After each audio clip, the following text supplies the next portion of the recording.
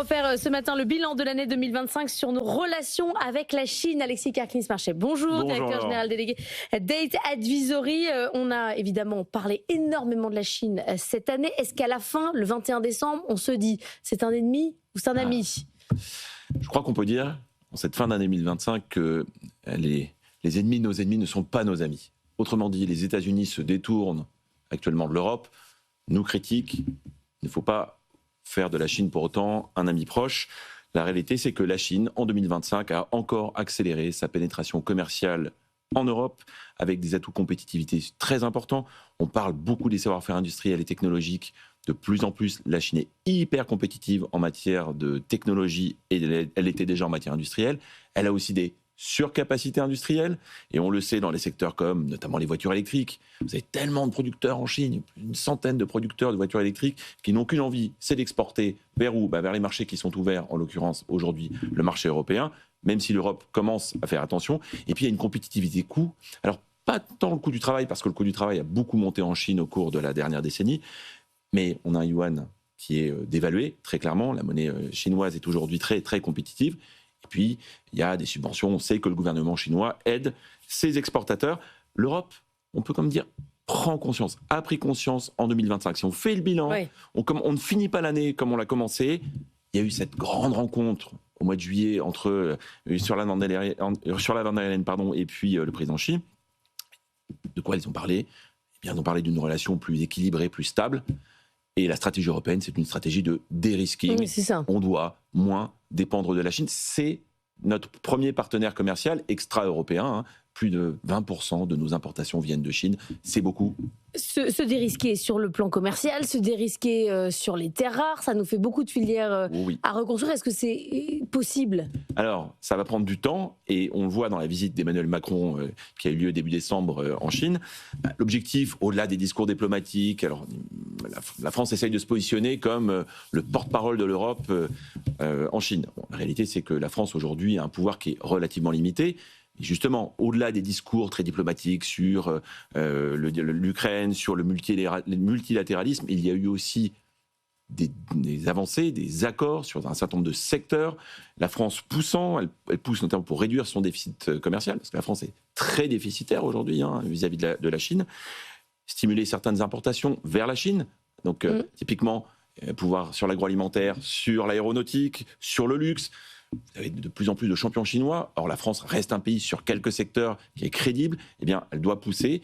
Et oui, de réduire sa dépendance, c'est trouver d'autres sources d'approvisionnement, mais c'est aussi nous-mêmes pouvoir exporter, continuer d'avoir accès au marché chinois, et c'est beaucoup plus compliqué. On a vu Emmanuel Macron, quand il est rentré de sa visite en Chine, être assez pugnace dans les Échos, dire il faut mettre en place des droits de douane si jamais les Chinois ne se rendent pas compte qu'on est un marché de consommateurs. On ne peut pas dire que les Allemands soient allés complètement dans ce sens-là. C'est-à-dire qu'il est assez seul quand même dans ce discours-là. C'est un peu la tentation actuelle, c'est la tentation pour chaque pays européen d'aller négocier un partenariat spécial avec la Chine.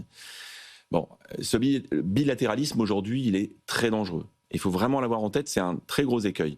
Parce que le PIB chinois aujourd'hui, c'est 6 fois le PIB français.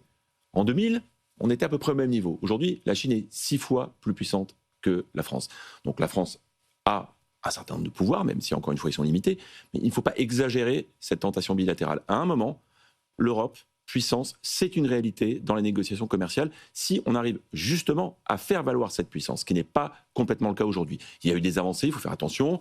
Par exemple, on a des contrôles beaucoup plus stricts sur les investissements stratégiques chinois en Europe. On a aussi des contrôles qui sont exercés sur un certain nombre de filières, notamment le contrôle des subventions, parce qu'on sait encore une fois que les Chinois subventionnent un certain nombre de filières industrielles pour déverser les produits vers l'Europe.